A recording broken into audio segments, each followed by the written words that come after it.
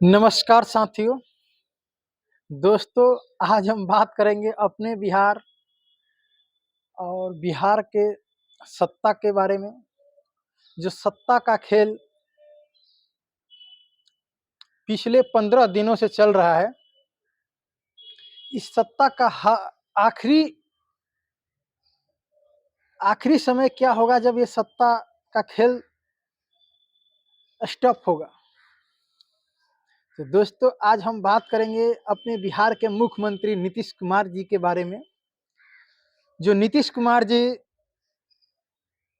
पहली बार मुख्यमंत्री के रूप में 2000 में 7 दिनों के लिए मुख्यमंत्री बने थे और उस समय भी उनका सरकार इसलिए गिर गया था कि विधानसभा में बहुमत सिद्ध नहीं कर पाए थे, जिसके वजह से 2000 में उनकी सरकार गिर चुकी थी। और लास्ट के समय में भी जब मुख्यमंत्री बने हैं तो वही खेल इस बार 12 फरवरी को होने वाली है। और नीतीश जी भी बहुत इस बार अपने आप को कोस रहे होंगे कि मैंने ये क्या कर दिया, सत्ता का खेल में क्या किया, जिसकी वजह से हमारा इमेज दिन प्रतिदिन गिरते गया। नीतीश जी बिहार के मुख्यमंत्री के रूप में और बिहार के जनता के लिए बहुत कुछ किए थे और कर भी रहे हैं, लेकिन नीतीश जी भी नहीं सोचे थे कि हम अपने ही करतूतों से एक दिन अपना इमेज खराब कर लेंगे। ये नीतीश जी भी नहीं सोचे होंगे। आज उनका इमेज कोई दूसरा खराब करे ये तो मैं नहीं कह सकता हूँ, लेकिन नीतीश जी अपना इमेज खुद ही खराब कर रहे हैं, ये मैं जरूर कह सकता हूँ कि ये 2014 से जो इनकी नीतियों का खेल चला, उसके बाद से ये कभी बीजेपी को छोड़े, 17 में आरजेडी को छोड़े, 22 में फिर बीजेपी की छोड़े और 23 में फिर आरजेडी को छोड़े। तो इनका ये खेल चलते रहा और 2005 से मांझी जी का कार्यकाल 2014 का निकाल लिया जाए तो 2005 से नीतीश कुमार जी बिहार के मुख्यमंत्री के रूप में काम किए। और मैं इससे थोड़ा भी ये नहीं हूँ कि नीतीश जी ने काम नहीं किया। नीतीश जी ने बहुत कुछ काम किया। नीतीश जी पहली बार आए तो हर घर से महिलाओं को बाहर निकालने का कोशिश किए और जितनी भी बच्चियां थी उनको स्कूल तक ले जाने में नीतीश कुमार जी का योगदान हम भूल नहीं सकते हैं। नीतीश कुमार जी का योगदान हम उन दलित महादलित लोगों का नहीं भूल सकते हैं जिनके बच्चों को योजनाओं के माध्यम से स्कूल तक पहुंचाने वाले नीतीश कुमार जी को हम नहीं भूल सकते हैं। लेकिन आज उसी नीतीश कुमार जी के लिए बिहार के लोग गलत गलत शब्दों का यूज कर रहे हैं, जो मैं भी कर देता हूं, बात बात में बहुत लोगों के सामने मैं भी कर रहा हूं। तो इसका भी कारण नीतीश कुमार जी ही है। उनकी ही देन है कि आज नीतीश कुमार जी को लोग कई नामों से पुकारते हैं।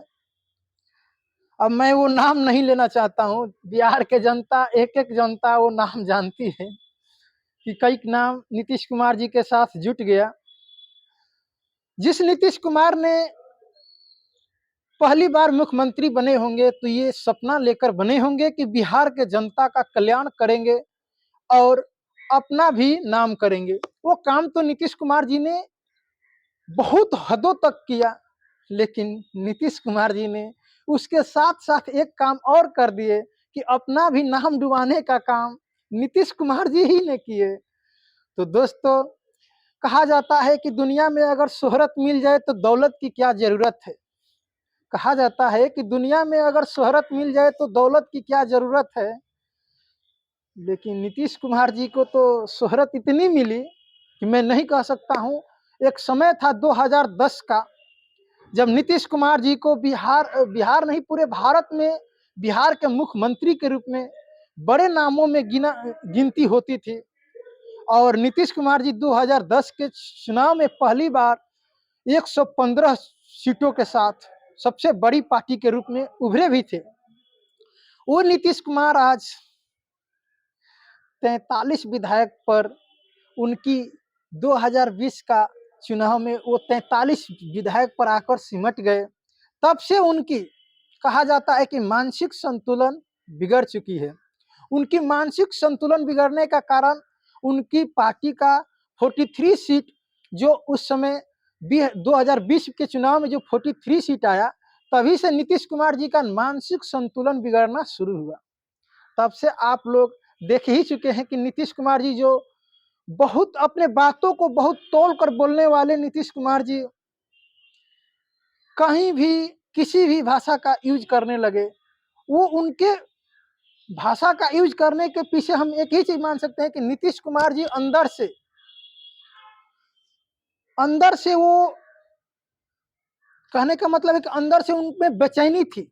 और बेचैनी का यही कारण हुआ कि कई मंचों पर विधानसभा में उन्होंने किन किन को किस किस भाषा के रूप में प्रयोग किए, जिस नीतीश कुमार जी को हर बात तौल कर कहने के लिए, हर बात तौल कर रखने के लिए जाना जाता था, वो नीतीश कुमार जी। और एक खास नीतीश कुमार जी को यह भी कह सकते हैं कि नीतीश कुमार जी ने बिहार के लिए और बिहार के विकास के योगदान में बहुत भूमिका निभाई। लेकिन अब नीतीश कुमार जी को भी सोचना चाहिए कि हर एक इंसान एक जगह पर जीवन भर नहीं रह सकता है।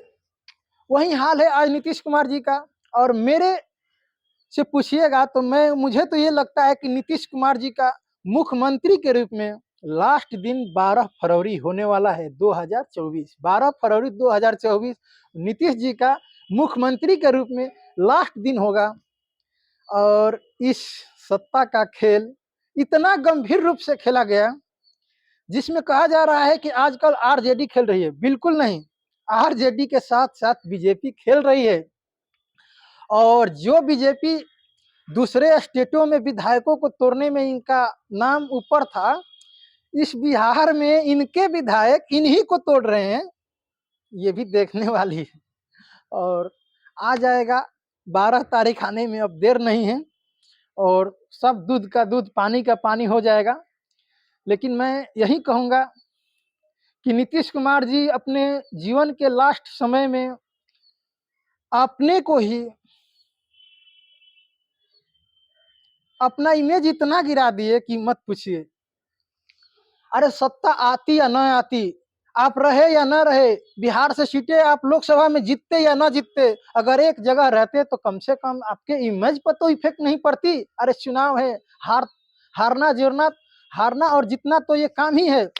दो पार्टियां लड़ेगी तो एक पार्टी हारेगी, एक पार्टी जीतेगी, ये तो काम ही है। लेकिन आप अपना जीत के लिए और सत्ता में रहने के लिए आपने जो कदम उठाए, उसके लिए आपको बिहार का जनता 2025 में तो 2025 तो छोड़िए, 12 फरवरी को ही पहले आपको सत्ता से निकालेगी। और 2025 में आपके पार्टी को कितने विधायक देगी ये तो वक्त बताएगा। लेकिन आपका अंत अब होने वाली है। और सत्ता में कौन आएगा इसको मैं नहीं कह सकता हूँ, मुझे जानकारी है लेकिन फिर भी नहीं कहूँगा, क्योंकि सत्ता का खेल रोज बदलता है। सत्ता एक ऐसा सिक्के का दो पहलू है कि कब किधर करवट लेगा ये कहा नहीं जा सकता है। ये एक दावे के साथ नहीं कहा जा सकता है कि आने वाला समय में आरजेडी सत्ता में आ रही है, क्योंकि बीजेपी भी अपने तौर पर खेल शुरू की है और अपने विधायकों को शिफ्ट कर रही है, जिसमें उनके विधायक भी लगभग 7 से 8 विधायक उनके जो ऐसे हैं जो 12 तारीख को उनके पेट में दर्द होगा और किसी न किसी हॉस्पिटल में वो एडमिट हो गए। ये खेल चलेगी। और ये खेल इसलिए चलेगी कि नीतीश कुमार जी को अब सत्ता में उनके विधायक भी नहीं देखना चाहते हैं। उनके पार्टी से भी कई विधायक हैं जो नीतीश कुमार जी को अब तो माफ करने वाले नहीं हैं। अब उनको जैसे भी करना हो उनको सत्ता से हटाने के लिए उनके पार्टी बीजेपी चाहे जो भी पार्टियां हैं बिहार में, वो सब अपने अपने तौर पर काम कर रही है कि सबसे पहला काम होगा, हमारा सबसे पहला प्राथमिकता होगी नीतीश कुमार जी को मुख्यमंत्री पद से हटाना। इसके लिए सारी पार्टियां काम कर रही है और 12 फरवरी को आपको देखने को आएगा कि सिर्फ आरजेडी नहीं, महागठबंधन नहीं नीतीश कुमार जी को मुख्यमंत्री से हटाना चाहती है, बीजेपी भी लगी हुई है। और बीजेपी के बहुत सारे ऐसे नेता थे जो खुलकर बोलते थे आजकल, जैसे सुशील मोदी आजकल चुप हैं, वो भी संतुष्ट नहीं है बीजेपी की नीतियों से, उनको भी वो इज्जत प्रतिष्ठा नहीं मिल रही है बीजेपी में, वो भी नाखुश चल रहे हैं। और गिरिराज सिंह खुले तौर पर बहुत बातें बोलते थे, आजकल गिरिराज सिंह का भी कोई पता नहीं चल रहा है कि गिरिराज सिंह कहाँ रह रहे हैं। लेकिन ये तो बात तय है कि गिरिराज सिंह नीतीश कुमार जी को पद से हटाने के लिए काम कर रहे हैं, ये भी मुझे पता है। और आप लोग देखिएगा कि 12 तारीख नीतीश जी के लिए मुख्यमंत्री के रूप में लास्ट दिन होने वाला है। उसके बाद से वो भविष्य में मुख्यमंत्री के रूप में शपथ नहीं लेंगे। उनका इस्तीफा जो 12 तारीख को होगा, हर बार इस्तीफा देते थे बाद में मुख्यमंत्री बनने के लिए, लेकिन इस बार इस्तीफा होगा और उसके बाद से वो कभी भी मुख्यमंत्री जीवन भर अब नहीं बनेंगे। ऐसे भी उनका एज भी हो चुका है, उनको यही चाहिए कि किसी राज्यसभा में सीटें मिल जाए, वहां पर आराम से अपना लेक्चर देते रहिएगा राज्यसभा में, या तो उत्तराखंड में जाकर कहीं संन्यास ग्रहण कीजिए, जीवन के लास्ट दिन भगवान को याद कीजिए, नहीं तो अयोध्या ही चले जाइए, भगवान श्री राम लल्ला के यहाँ चले जाइए। लेकिन अब बिहार छोड़िए, इसके लिए जनता से लेकर आपको विधायक से लेकर मंत्री तक सब खेल कर रहे हैं और आपको सत्ता से हटाकर ही रहेंगे। धन्यवाद दोस्तों, फिर मिलेंगे अगले टॉपिक पर। Thank you.